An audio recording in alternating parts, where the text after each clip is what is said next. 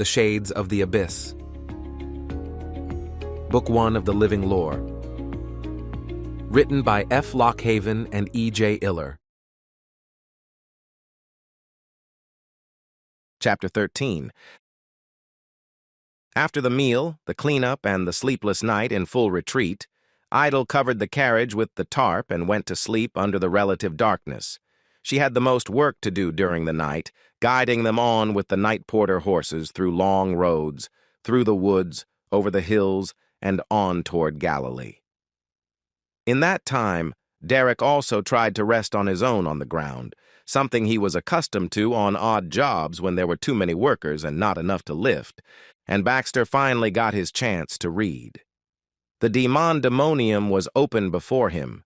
He finally broke past the first illustration and entered into the depths of its knowledge one deep read at a time. As part of his preferred means of reading it out, he always had to find the voice of the writer somewhere in his head, the way they must have written it.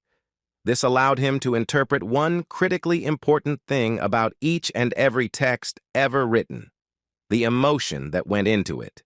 He wanted to hear the elation of discovery, the dread of conflict, the victory after war, the scorn of lost love. All the emotions of the author were important to listen to while he read. It gave each book life beyond its intended purpose, and in that life, it gained new meanings. The voice he found in the content was laid out bare before him. In the foreword, the author Plautius Orleus explained his intention quite plainly in a way that even Baxter's highly active and imaginative mind couldn't make any more exciting. Baxter read, "I have compiled, herein, the full extent of the most fascinating sights and places, which I saw and traveled to in my expedition to find the Golden Mountain route spoken of by the mad-eyed prophet whom I met behind a bar. From that impotent moment, my journey into the lost lands of Ishma begun, all on a drunken whim of boredom." "Oh," Baxter said with a curl of disappointment to his mouth. "Oh, what?" Derek asked, groggily. He was in and out of resting, only partially relaxed, knowing that he couldn't fight off the midday sun enough to fall fully asleep. "This author was a—" Baxter struggled to find the most effectively constructive way to explain his feelings. "He was kind of a git, I think." "Even gits can write books?" Derek asked in wonderment. "Everyone has a story to tell," Baxter said, as though he had rehearsed the line many times. "And unfortunately, they usually only have their own voice to tell it." "Let me know if he talks about labor," Derek said. "I can give a better voice to that." "I'll let you know if he complains about how heavy his book was," Baxter retorted. He continued reading past the foreword, which was also a postscript addendum, and went into the introduction. It explained in greater detail the mad-eyed prophet, a local elderly drunkard in his hometown of Ganush, who ranted and rambled at all times of the day about strange monsters and ancient demonic powers from other worlds. He also spoke of worlds within the world, hidden deep underground, worlds of fire, sunless seas of darkness, a great sky beneath a mountain where the sun slept each night. Myths. Plautius Orleus revealed himself through the text to be an explorer, a man from the place they knew as the modern high world of Vincia. Back then, it was a collection of scattered, stalemate imperial powers, all vying for territory during the Age of Conquest. He left his homeland in search of peace in the old world countries to the east and south, until he settled into Ganush for a while. Then, after much boredom and doldrums, using his talents of study and reading to teach others his country's language, he took on the urge of traveling to Ishma, a land so ancient and distant that even the old world cultures considered it old. He packed his things and left the next day with a carrying case full of paper on his back. He forewent most ordinary supplies in favor of just water, and a small handful of food staples to keep him going for the first long stretch of travel outside of the known territories. The first major section of the book dealt exclusively with the lands he traveled through: the port town of Lafell, the rich city in the steppes called Shish, and the ancient pasture lands of Tapa. That was the last kind-hearted land he went through, and it was where his composition started. Baxter read, "In the last night of my stay in Tapa, I'd heard mention of a demon that preys upon the goats they herd in the craggy, rocky pasture lands they hold dear. It was very goat-like in form, with great tall horns sticking out of its furry head and a long, matted beard under its chin. However, it had the stature and shape of a man, some 10 feet tall. Its body was scaled like a lizard's hide, and it had great talon claws for its hands and thick, trunk-like clubbed feet with toes all compacted down to the ground, almost like a fleshy hoof.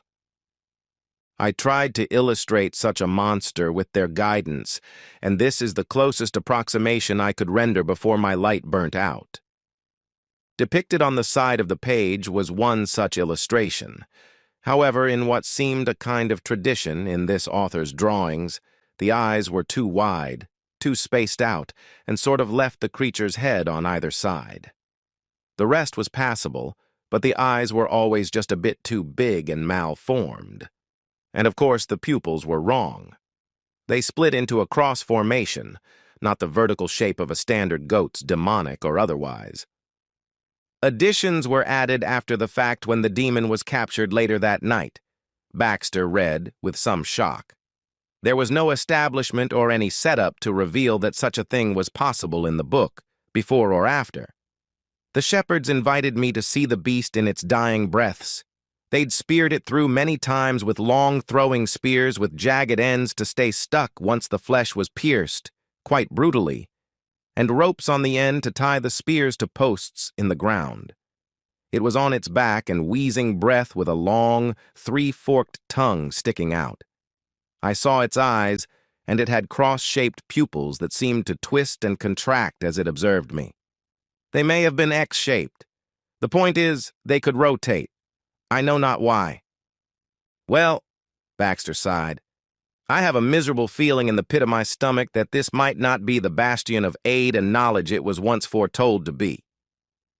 You sayin', Derek groggily spoke, your guy might have lied to get it off his own hands?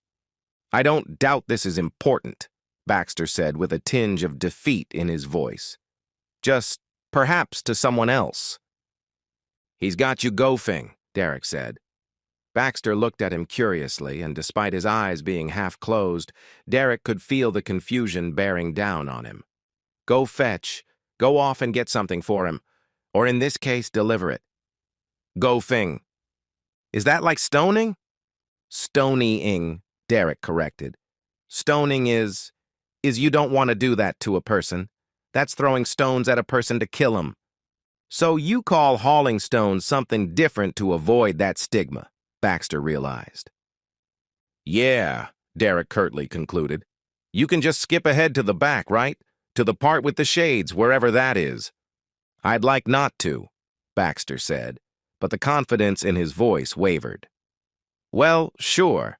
If he won't respect his own writings, then why should I? There it is, Derek said. He sat up with what was left of his strength and looked himself over. They weren't in the shade.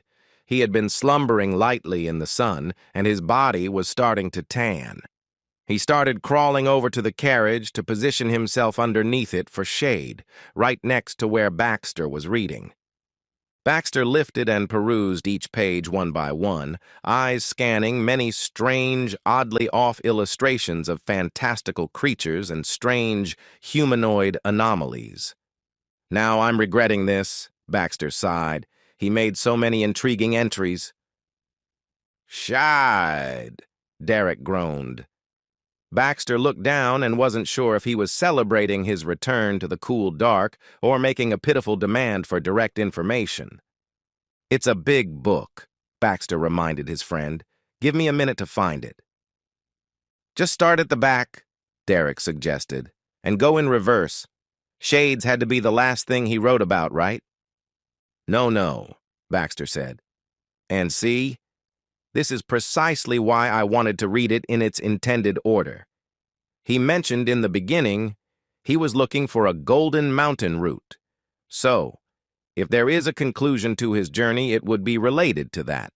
There could be dozens of pages detailing that journey, the journey back, his life afterward or in the interim, all sorts of things before his meeting with the Shades. "Why are we troubled over this lad?" Derek asked. "He's been dead for thousands of years already.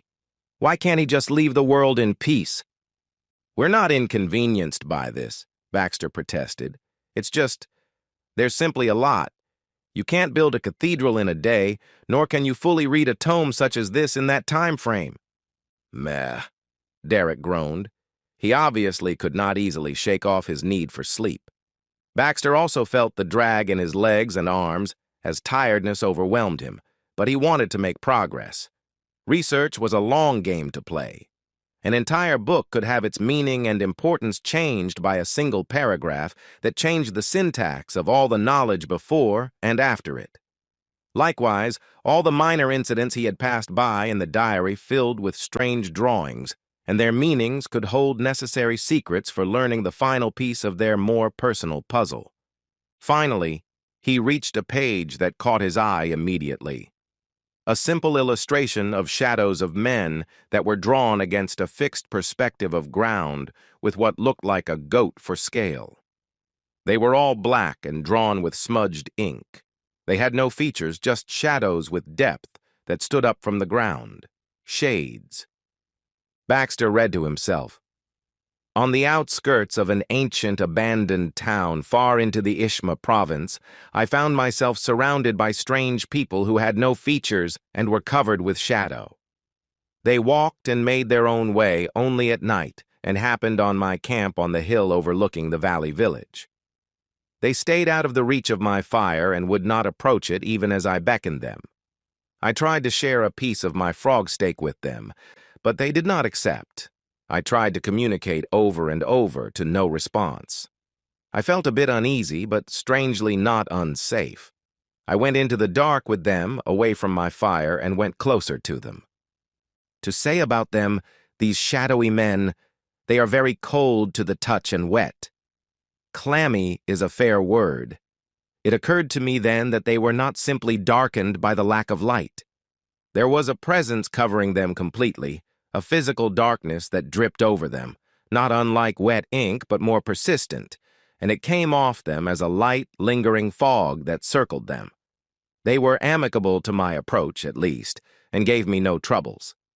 I saw them retreat into the village after some time. Perhaps once they assessed I was a mere passing stranger who had no qualms against them, and I did not see them again.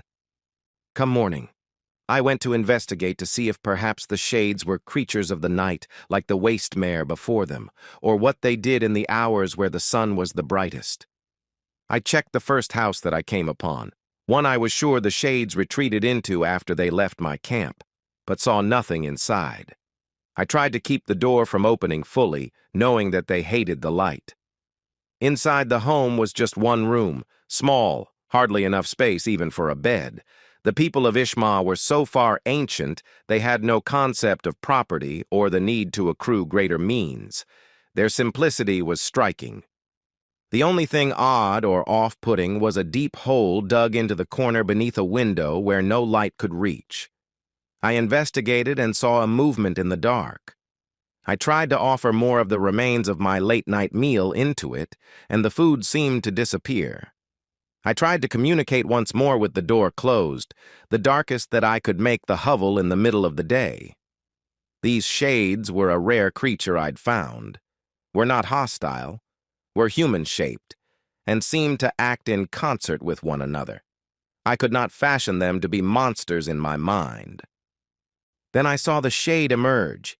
It spilled out at first like a lifting, heavy smoke, then reformed like water across the ground in a splash. The darker it was, the looser its form. I stood as it stood, and in the low light blocked out by the shuttered window and the quick-fitted door to the hovel home, it stood fully solid, skin all black, darker than any man's skin could be. Still, its face lacked features, I saw the contours of a face underneath, like it was bound back by opaque silk. He, or she, or it had the appearance of a dark night sky, untouched by starlight, haunted by the cover of clouds that blocked out the moon.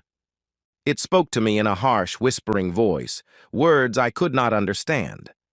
Then it extended its hand forward and pointed at my head. I, in an attempt to find communication, reached likewise and touched my finger to its. It felt not cold nor warm.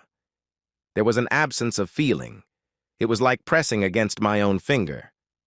I could not feel any heat, only force being pushed back. Then it brushed my finger aside and stepped forward, pointing to my face and touched my forehead. I saw flashes of dark blue light that filled my eyes and blinded me briefly. When I recovered, I saw the shade make a motion with its hands, and as it did, a trail of blue was carved into the air. I've drawn it here. I somehow understood what it was without knowing. The knowledge was unlocked within me like a childhood memory I'd always had. And so from there, I departed toward the Undermountains to find the homeland of these shades, spurred on by invitation, offered by the exchange of favors for my good deed done without thought. Baxter looked up and realized he'd read it all, out loud to himself. So he closed his mouth and read with his eyes and his heart with his master's words encouraging him.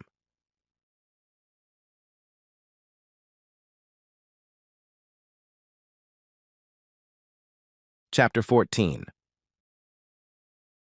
When twilight finally came, Idel rose from under the tarp, fully rested and prepared to move out. She looked back to check on her cargo, the two strangers she was forced to share a meal and stay overnight with after a harrowing night of escape.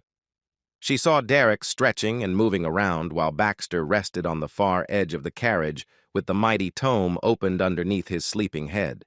She sighed and stomped her feet on the wagon bed to startle him awake, and it worked. "It's time," Adel called out. "Hop up and get ready to depart. Secure everything down." "Yes, sir," Derek called back. Miss," he corrected. Idle waved her hand away from his comment and looked down at Baxter. He slowly sat back up and looked at the book first, to check on its health relative to his face, then stood up shakily on awkward, unrested legs. "Did you find anything?" she asked. Baxter rubbed his eyes and squinted at her. His sleep hadn't been deep enough to give him the rest he needed, and his mind was lagging a few moments behind his body as a result. "Was I looking for something?" he asked. Idle crossed her arms with a hot expression. That woke him up more than even a blinding bright sunrise could. Oh, yes, I found some things. I did find out something." "Well?" she asked. Baxter began. He crouched down and shut the book slowly with hesitation and let it rest. "Well, I understand the general nature of what happened to your father now," Baxter explained. "I think perhaps it was part of a sort of exchange between him and the shade whom he contracted with to—" "Contracted," Idel repeated. "It's a curse, is it not?" "It is," Baxter said uncertainly. "But it's not supposed to be. The way it's been handled, yes, it is a curse. But the way it's explained from this account, it's not so much." "Well, what does he know?" Idel asked, pointing down to the book. "A man who survived meeting these monsters had to have some way of undoing their spell on his mind, or he wouldn't have the mind left to write a book that long, would he?" "Most of it was written at the time of discovery," Baxter said. She wasn't having his semantic dissension, and he sighed. "It creates a suggestion," Baxter explained, "within the recipient's mind. It implants knowledge and informs the recipient of what that knowledge represents to them, along with a reason and intention to follow it. It's not exactly a curse as much as it is. How can I explain this?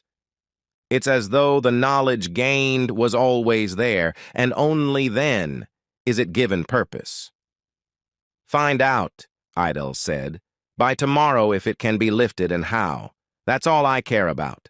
The history and the legacy of this curse and these cursed shade monsters can be eaten by moths and bookworms and forgotten for good after that." "Well, I'd like that not to happen," Baxter politely protested. Derek pulled himself up onto the carriage and saw the end of the exchange, at which point Idell hopped over the front and assumed her position at the rider's mount. Baxter sighed and started pushing the book up to a safer position with the feed bags and the bundled-up tarp to keep it from sliding away. Then he sat on it for security. "We'll be at Galilee today, yeah?" Derek asked.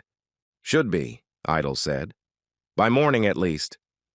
"Then it's off to the old world," Derek announced, "and follow the map there to the Shade's home." He pointed under Baxter to the book.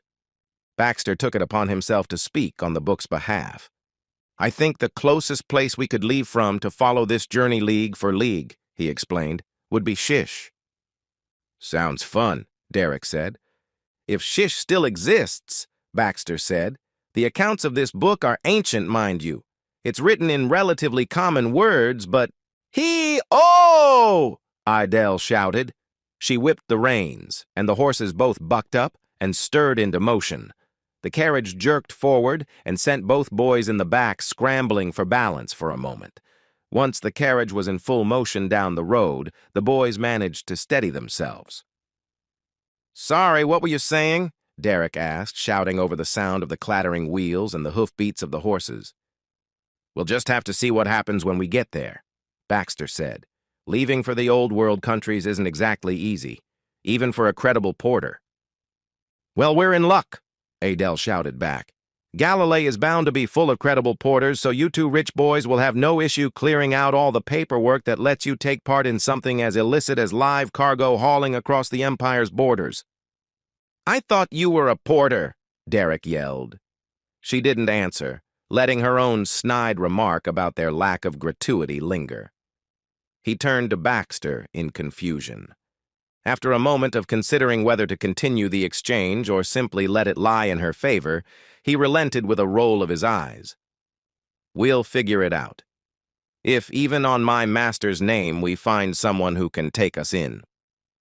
Or at the least," Idell grumbled to herself, "we can sell off this gaudy, awful cart." They proceeded through the rest of the wilderness in relative silence. The rattle of the wheels accompanied their travel as they went over the well-worn road, on and off the stone-laid segments, and back into the wilds again. Their travel took them through a long, mostly thin forest just as the night began in earnest. The clouds were few and distant, and the stars were plentiful. The moon wouldn't help them under the shadows of the trees, however. The land was rife for ambush, and their enemies were still in pursuit. "Hey," Derek called. "So those shades. Did you read any more on how to fight them?" "The author didn't fight them," Baxter said. "They weren't his enemies, it seems. He was invited to their land and shown the way through the inner markings that they made into his mind." "So, how'd he survive then?" Derek asked. "That's a perfectly valid question," Baxter said. "That hopefully he was lucid enough to remember and intelligent enough to explain, and perhaps also artful enough at the end of his journey to draw properly." The carriage continued its rattling roar through the woodlands. The trees caught and dampened the loud, echoing noise of the horses and studded wheels as they made time in a sprint through the winding, turning forest road. It wasn't built for convenience, as was the rest of the trade path. It was built for function over the flattest parts of the forest that needed the least work done to make it wide enough to allow for carts and carriages to pass through. The lane was just wide enough for two, but not quite wide enough for their foreign design to fit another past it. They also rode by lantern light alone. Their most precious resource in defending their wares was light against the shadowy fiends, but it created a stage for other potential hostile elements to find them. A proper night porter knew to never take long rides by lantern light. A bandit who hurt a horse would be called a fool, but a bandit who spotted a rider carrying a lantern on horseback would be given first cut of the plunder stolen from the rider. Even with the defenses of their cart, their horses were unarmored and vulnerable to attack. Idle stayed wary of every possible avenue of danger, down to the last shadow her lantern cast against the trees. The night wore on, long and uneventful. Boredom in the day was meant to be fixed with work or movement. But boredom at night only had one great solution. Baxter was already undertaking it and slept while sitting up in the corner. His dead weight kept the book in place, and the oat bags kept him from sliding around too much. Derek stayed awake and sat as a vanguard, staring mostly out of the side or front of the carriage. Watching the environment coming in was easier than watching it speed away. When his eyes and stomach failed to match the motions and he grew agitated, he would just stare down at the floor until his upset innards were quelled. On rare occasions, he would turn toward the back and give it a glance as well, just long enough to see if anything was running behind them or climbing up the back. And there it was. A long, reaching hand gripped hard against the grain of the carriage as its body hung desperately out the back. The silent infiltrator, covered in dark, reached blindly around at the rear for something to grab along the sides. Its long, spindly fingers found one of the ruts in the wagon bed that held the axle of the rear wheel, and it gripped it hard. Derek deftly ignored his nausea and was propelled by adrenaline. He slid back rapidly with his foot up and stomped the hand that grabbed at the siding. The shade opened its mouth with a loud phantasmal gasp. Derek's foot was braced in one place, so he used the other to give a stern kick to its head. It flinched from the impact, but its arm still held on tight to the back and refused to budge. Derek kicked at it again, hitting the top of its head. It ignored the pain and pressed forward, inching itself along as it climbed up the horizontal plane. Derek shook his leg and gave it another kick. Just then, the carriage hit a bump, and both he and the monster were sent off the solid back for an instant. Derek felt himself falling. Things slowed down around him. He'd been in such a situation before and knew how to react properly. First, he turned and reached for the same place the shade once held onto, as it had proven to be a proper handhold. He shot his arm out and stiffened it before he bounced back against the surface again. The shade went tumbling onto the road far back as the carriage sped away. Derek grabbed the side and hit the floor. The bounce combined with the speed of their travel caused him to start falling out of the unguarded back, but his strong grip on the side kept him in. He was hanging on with one arm as his legs dangled out and nearly touched the speeding ground. With a loud groan, he pulled himself back up and crawled on his belly the rest of the way to the front of the cart. "Did you fall out?" Idle shouted, tilting her head to the side. "No," Derek answered. "Not quite." "Stay alert," she said. "There could be anything out here." "Could be, yeah," he agreed. He was left panting with worry. As the adrenaline wore off, the sickness returned, and he held his head over the side, looking forward just in case. He kept glancing back for just moments at a time, but no more shades attacked them. Once they exited the forest, he relaxed his guard a bit. Before them were long, reaching plains and prairies with odd spots of darkness, where the clouds smudged over the lights in the sky. The horses slowed to a trot.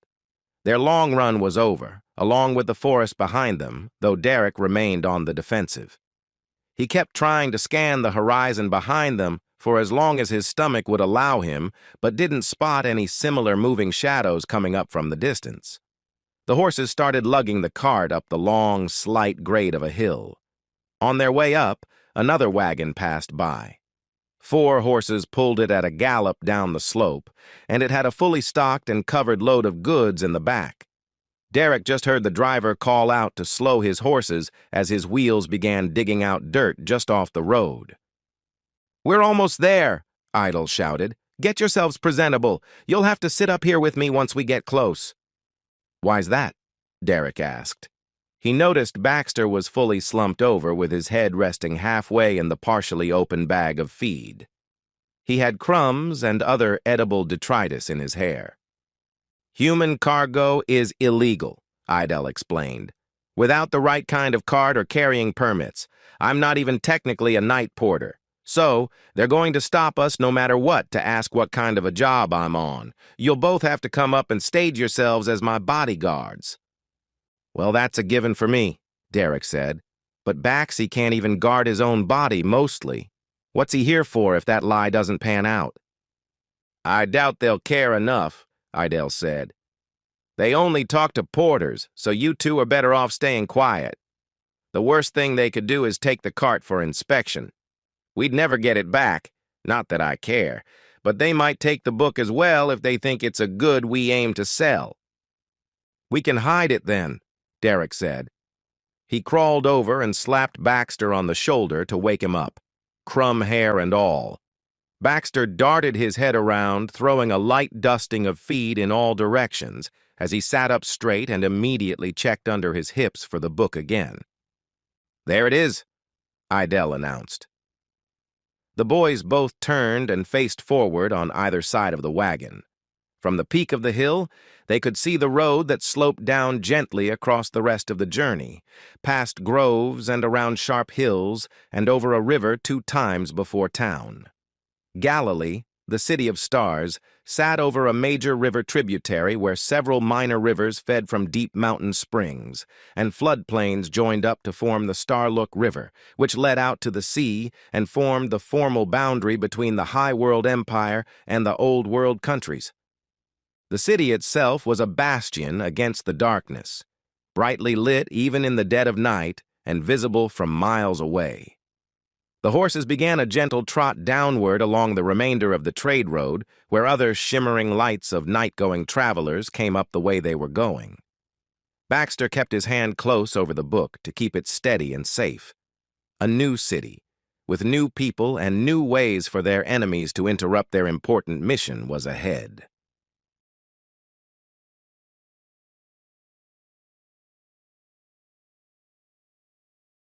Chapter 15.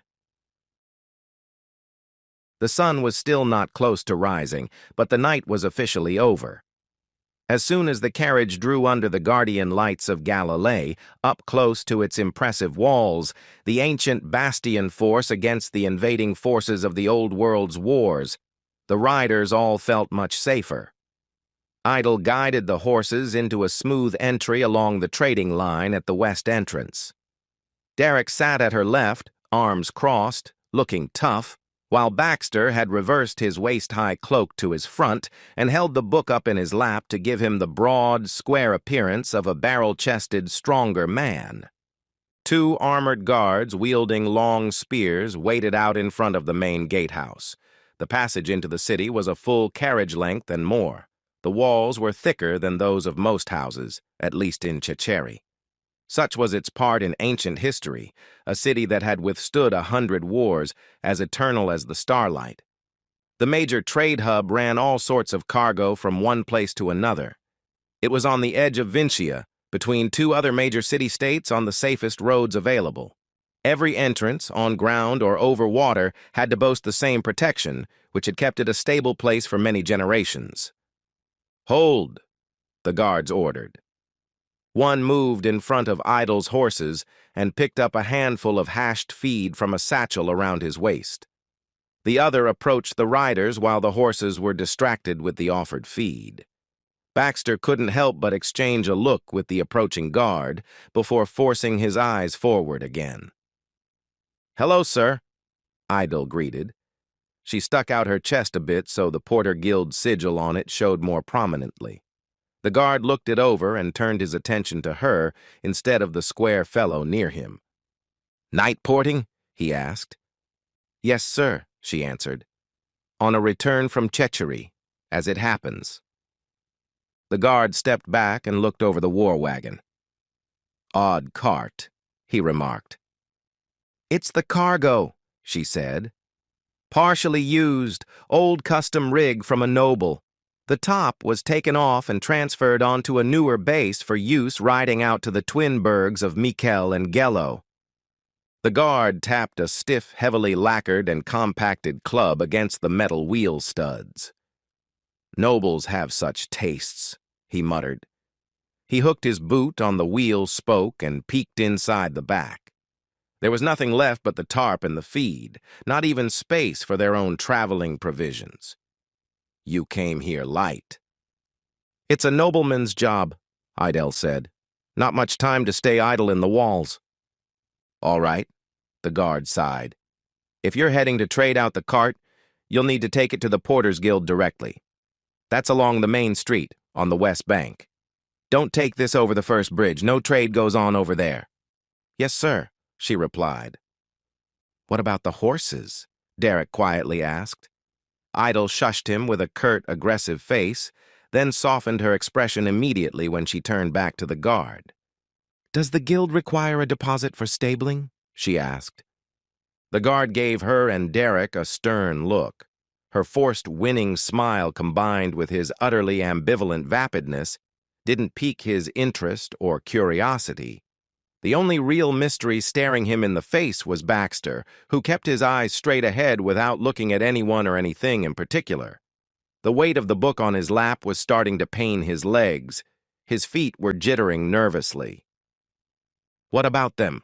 The guard asked, gesturing at Idle's companions. Guards, she answered quickly. The gate guard arched an eyebrow at her. She leaned in and rolled her eyes. Nobleman's job, she repeated. He rolled his eyes back and nodded. Straight on, he instructed. The other guard gave the horses quick pats on the nose and left their path. Once Idle got them moving, the horses trotted past the overhanging gateway. The three travelers were inside the city at last, surrounded by burning street lamps and light posts, hanging over dozens of shops that lined the main road. Even further out, the lights persisted deep into the town. Though it was closer to morning than night, the city seemed to have an energy, a quality of sleeplessness that they all seemed to empathize with after their harrowing night-long travels. It's flat, innit? Derek asked, glancing over the city. It was built on a river, Idel explained. Originally, Baxter added as he grunted to reposition the book flat against his legs instead of propping it up on its spine, which distributed its massive weight and allowed the blood to rush uninhibited to his feet once more. Galilee was 2 cities separated by the river. Both laid claim to it and fought for a while until the Age of Conquest began. Oddly enough, that shift of the global paradigms forced them to ally together, and both sides collaborated on the construction of the first bridge which united them, and the River of Stone, which is the wall that protected them. Was all that information in there? Idel asked, motioning to the square protrusion under his cloak. No, Baxter said. In a different book I read. You've read every book there is, haven't you? Derek asked. He nudged Idle with his elbow. He's planning to be the master archivist someday, this one. He's probably read more than anyone working at the merchants' guilds combined. Merchant workers are some of our main clients at the archive, Baxter mentioned. He looked away, a bit bashful and distant, with a hollow smile on his face. Being a master archivist is about more than just reading books, though. Idle could tell that the distance between his words meant about as much as her own reluctant silence about her father. Derek could tell the same, but he still decided to awkwardly add, well, that, and the old one's not gonna, be healthy anymore. Shh, Idel hissed. Derek ducked his head in apology. They rode the cart up to the entrance of the main Porters Guild Hall, a massive barn of many carts and carriages, some of which were still waiting their turn in a long line of standing horses. Most of these vehicles stood empty, though many within were being stocked up with trade bound for one city or another. Idel disembarked, as did her companions. Baxter lowered himself first and hauled the book up over his shoulder second until Derek rounded the horses and took the book with an affirmative nod. I'm going to try and hock this piece of junk fast, Idle said, slapping the side of the wagon. You two guard the horses. If someone asks you to move, tell them to jump in the river. Is that part of the customs here? Derek quietly asked Baxter. As far as modern customs go, Baxter said, we should just keep our heads down. We're not exactly tourists or fair-weather travelers. We're on a mission that's a bit more improper toward the Empire's ideals surrounding trade agreements. Derek nodded, then squinted. Oh, illegal, he realized. Baxter nodded and put his finger to his mouth. Derek caught on and nodded back. That'll be half our fight already. We can just be glad we don't have to deal with fighting off shades while we're here. Yeah, Derek said. Unless the ones that almost caught us in the forest followed us here. A long silence passed between them. During that time, Baxter went through a range of emotion that mostly consisted of different levels of disappointment and confusion. He rubbed his eyes, pinched the bridge of his nose, shook his head, took a deep breath, and then sighed it out. Finally, he turned back to Derek with a single pertinent question. And? Derek said with a glance. Oh, and I won. Well, good, Baxter sighed. After their silence, Idle came back with a tall, hunched man. Baxter quickly undid his robe and handed it up to Derek. Hide the book. Derek was confused for a moment until Baxter pointed to his eyes. He nodded and bound it up as best he could, so no part of it was visible, even in his grasp. Let's take a look, the man muttered, eyeing their cart. Idle rejoined Derek and Baxter at the side of their carriage and scanned the area they were in quickly. The sky above was still dark, but rimmed on all sides with burning lights. The brightness of the city didn't preclude it from having shadowy places, though. As she looked around, something caught her eye, a glimmer of metal somewhere out of the light and public view. Then, as she looked its way, it vanished. Baxter, she whispered. He saw her tilt her head slightly behind her and followed her gesture. He hid his own look by crossing his arms and moving his mouth in mock conversation with her. What are you doing? She asked, confused by his puzzling behavior. I see it too, he said between silent mouth movements. Are there usually bandits that bold in this city? Around the Porter Guild, maybe, she answered. Then who should we tell? He asked. Derek bluntly turned fully around and looked down the street. He saw someone shadowy observing them, who then vanished behind a wall and into the unlit back alleys of the city. Idle grabbed at his arm, but Derek didn't budge. Did you see him? Baxter asked, skipping over all admonishment for Derek's lack of stealth, knowing it would do no good. Besides, they had more pressing things to handle at the moment. Just a bit, Derek muttered. But out here, it could be anyone or anything. You said the shades already followed us out to the forest, Baxter reminded him to Idle's shock. Did it look like... No, Derek said. He didn't have the, He motioned his fingers up over his head to indicate the headpiece mantle the Shade Lord wore. I think it was just a person, but they were looking at us. The man came up on them, forcing Idle to turn around first.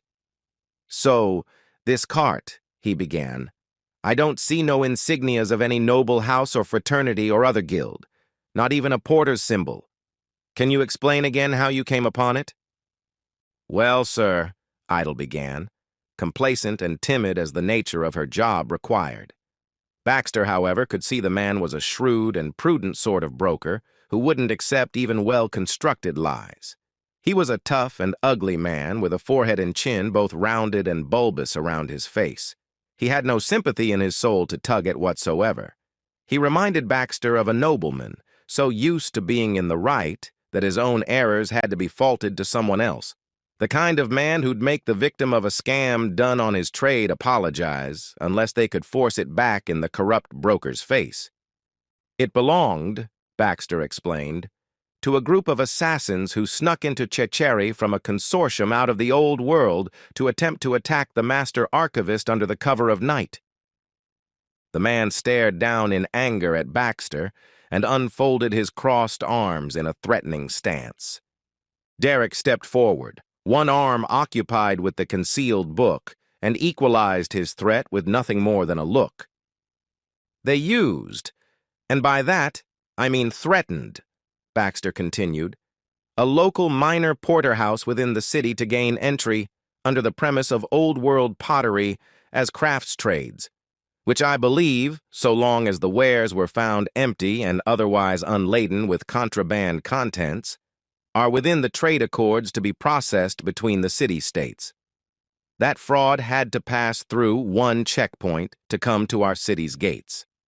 How they managed to slip by an inattentive and mostly vacuous system is well within my understanding, as a civil servant connected to the noble houses who manage the gates.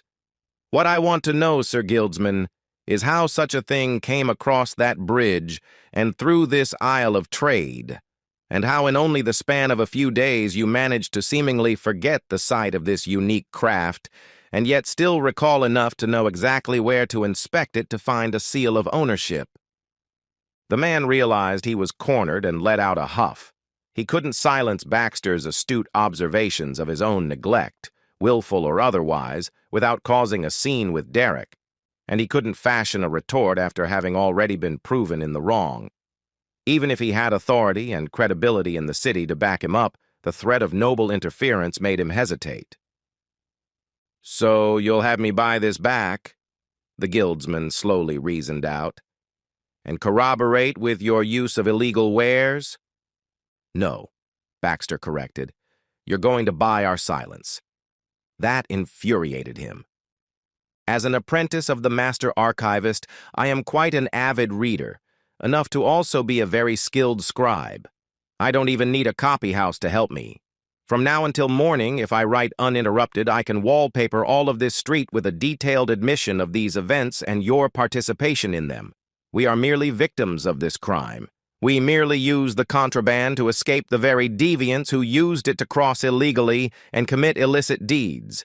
You, sir, willingly passed them through. You lying, talking, reading.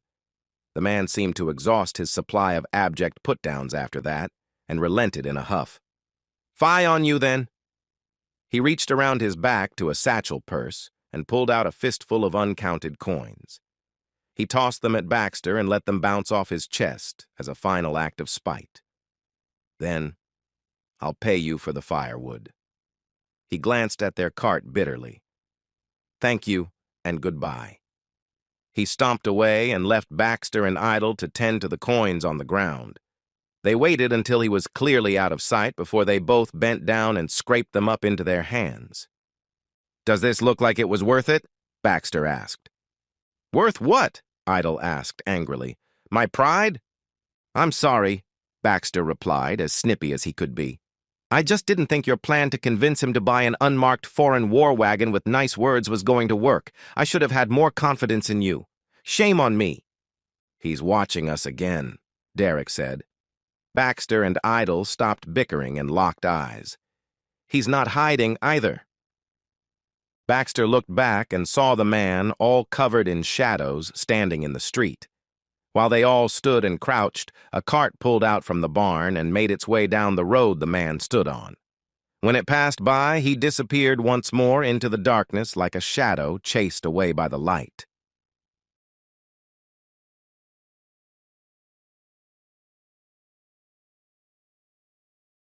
Chapter 16. The back streets and alleyways of West Galilee were home to a network of criminals. The corruption ran so deep it spanned the whole city. Otherwise innocent bystanders, people who milled their days away in the constant struggle of working-class drudgery, took to the dark walks of the late night and early morning as a means to quell their wanting hearts.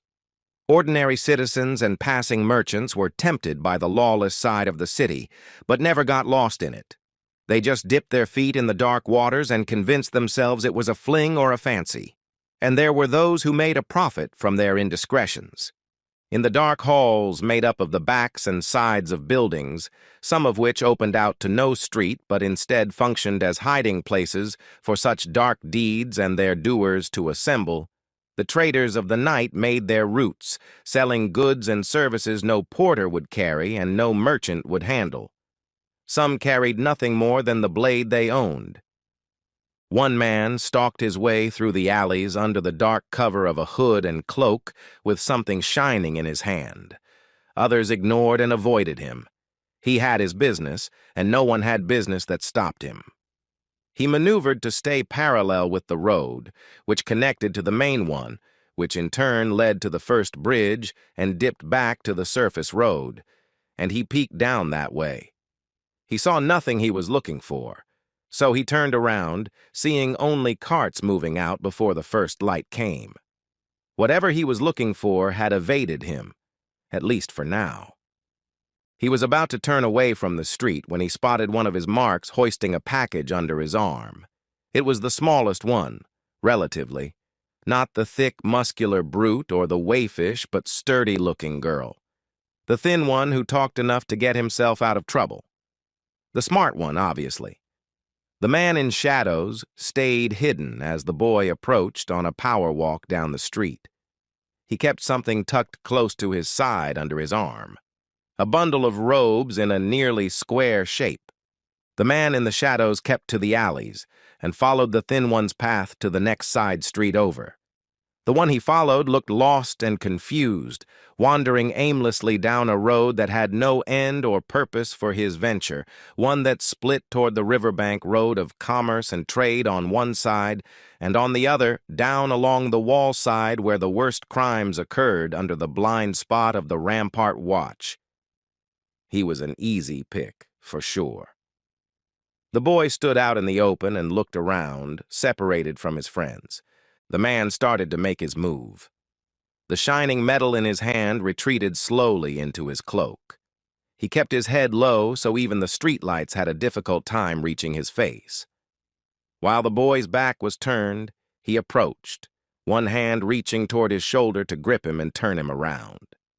The shadow-coated man was felled by a stiff strike to the back of the head. Derek had managed to get behind him and bring the broadside of the demondemonium down on top of his hooded head, while Baxter served as a tantalizing distraction. The man crumpled to the ground and dropped his tool, pawing at his head desperately. Seeming to realize he was not in lethal danger, the cloaked man quickly scrambled up to his feet. In the meantime, Baxter tossed his cloak over and Derek covered the book up again. "You should watch yourself," Baxter said sarcastically. "I heard there's crime in these parts." The man stumbled to a stop, under the light and fully exposed, looking every inch the proverbial stalker. He had an inherently untrustworthy face, round and boyish but marred by scars and age. His hair was thin all over and bunched up on top of his head in a frontward wispy spike. He was missing a few teeth in his crooked, pleading smile, and his eyes shimmered deep blue. What's the trouble here?" he asked in a lilting voice as if he'd just stumbled onto them that instant. "Do we got some kind of problem out here? Are you both lost or something?" Baxter reached down and retrieved the man's item. It was a round-tipped, broad, and edgeless thing, like a very long and narrow metal mirror or some kind of comically large, glossy file. "Were you planning to spread butter all over me with this?" "That's a quick mason spreader," Derek said. He glanced at it again as Baxter displayed it with a turn of his wrist. "A fancy one." No, the man protested. He reached forward with a grasping hand and approached, but Derek held him back by simply raising the covered book up as if to strike him once more. "Come on, mates! You're getting this all wrong." "We did get one thing wrong," Baxter agreed, "in that this isn't a knife or sword, but you were stalking me and took an opportunity when my back was turned to approach me unseen and unheard." "But what you didn't expect," Derek proudly added, "was for us to be hiding nearby and— Oh, wait, where's Idell?" "Idle, come out!" Baxter shouted. She emerged from a nearby alleyway holding a riding crop in one hand, which she tapped against the other. Right, the man began. "Of course you're confused. I'm sorry for the belligerence in my actions, but I assure you, as sure as my beamer is polished, that my intentions were in no way matching my obvious descript nature." Idle moved toward the others and inspected the metal object. She looked at him suspiciously. "Are you supposed to be a civil worker?" "This is a civil worker's tool?" Baxter asked. "That it is," the man said. and I'd like to do you the kindness of showing its usage to you if you wouldn't mind." Baxter looked at Idle, who hesitantly nodded. He handed it over, and the man held it up over his head. He managed to catch the light of a nearby lamp and reflected it up to a slightly concave point at the tip of the mirrored edge to shine a beam of light upon a nearby building. "Less fuel than a lantern," he said, "and many times brighter. Now, sirs and madam, allow me the honor. I am Goffey, a hired guide by the Galilee Guardsmen to show those passing through or wandering their way around town to their destinations, ere or across the Starlook River." "A guide?" Baxter scoffed. "What guide stalks a group of 3 from the shadows and approaches one from behind like you did?"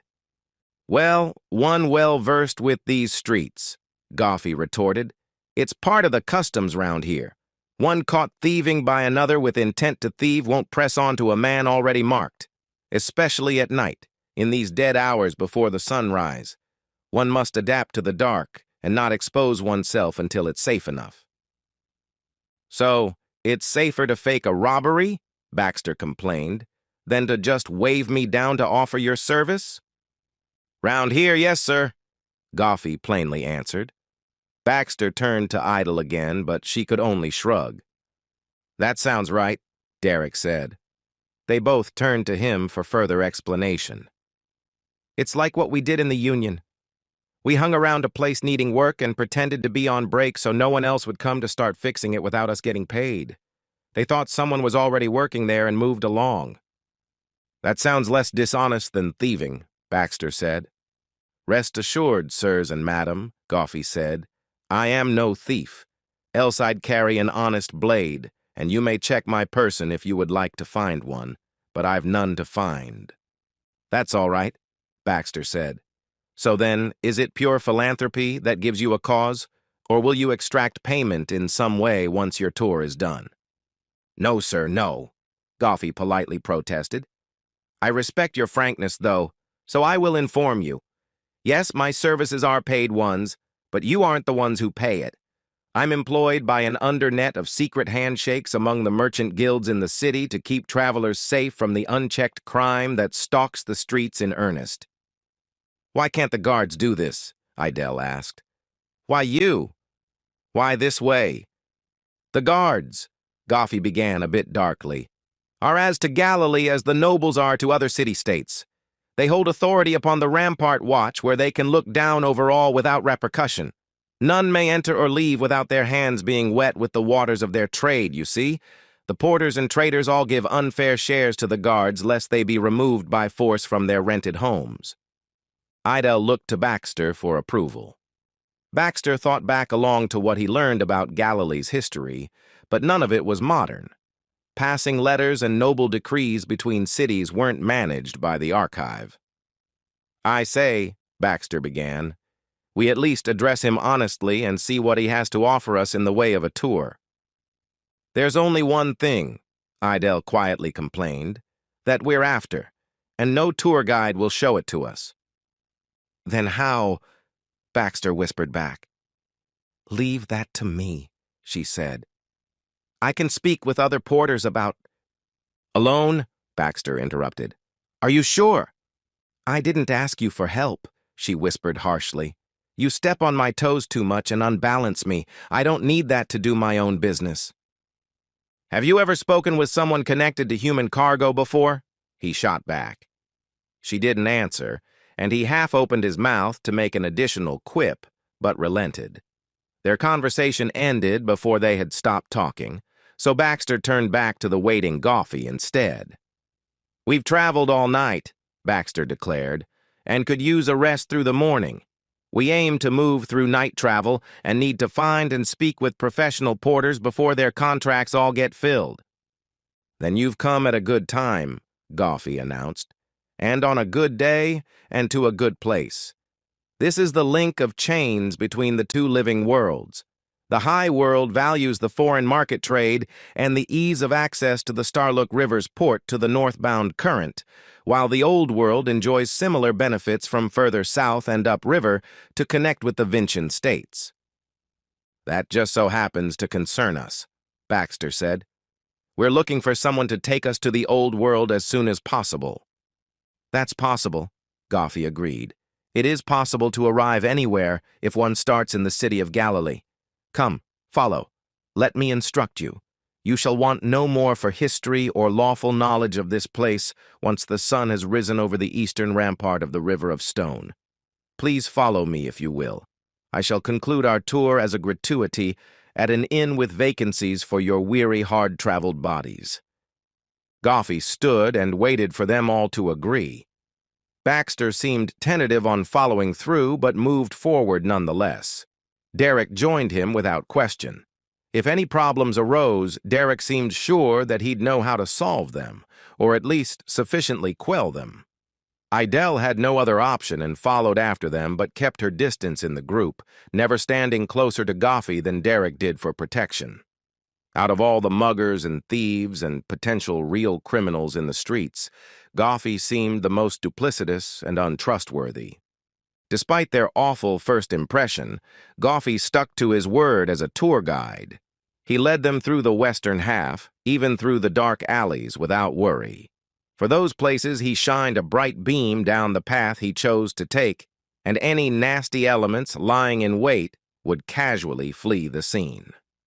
If he wanted, he explained he could aim the light straight up or toward the ramparts. Just one flash would be enough to bring the guards swarming into the area within minutes. That was the system in which he worked.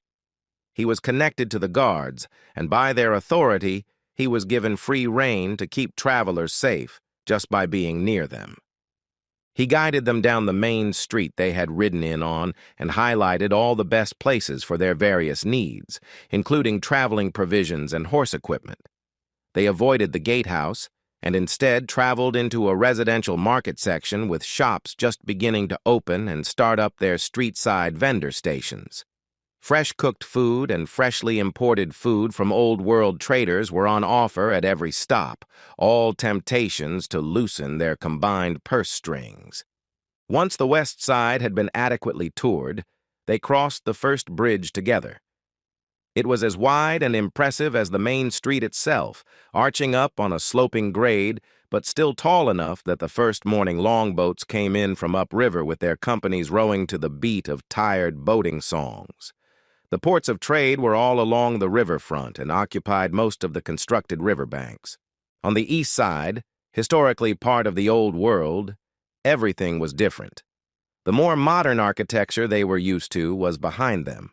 What remained were the humble, widespread abodes made of stone and rock and dried plaster sealant extending in every direction and even layered on top of each other. The Old World builders cared not for decadence, only for efficiency of space. Each block was like a castle of homes connected to other homes. Row houses that rose 3 or 4 stories high were the norm. The continuation of the main street featured mostly houses, and all the trading posts and ports were closer to the other ancient, massive gatehouse that faced the open scrublands in the distance. Behind them was greenery and an abundance of forest lands, but ahead were simpler lands. Forests were rare and thin, but pastures and farms were far larger and well-populated with livestock. Their two worlds met over the banks of the Starlook River and shook hands in trade and peaceful unity. "It seems so easy," Baxter said, "like we could just walk right out of the gate from here." "So why don't we?" Derek asked. "No sane person would enter trade," Idle said, "on foot into the Badlands, even on horseback. We either need a cart and trade of our own, or to be taken as the cargo of someone else." "Pardon," Goffey said, standing silently behind them until he spoke, becoming part of their hidden and questionably legal conversation. "If the sirs and madam are looking for a way to enter the Old World trade routes, this is something I can also guide you toward." "Even against the better judgment of your job?" Idelle asked. Goffey smiled, and it sickened her. "What's a dishonest day of work?" Goffey asked. "For a thief, anyway." All three felt a shiver of regret in trusting him, but they were too far immersed in their plan to turn away even a nefarious hand for help. He was not a shade, and knew what they couldn't ask a typical law-abiding person. That was reason enough for them to follow him into an alley and enter the underworld, just as the sun rose and the day truly began. All the night shadows over the Starlook River were now gone. What remained were the equally dark and dismal shadows of the day.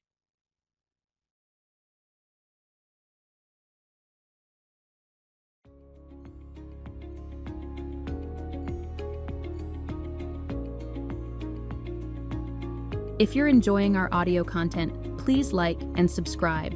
It's the best way to help out the channel.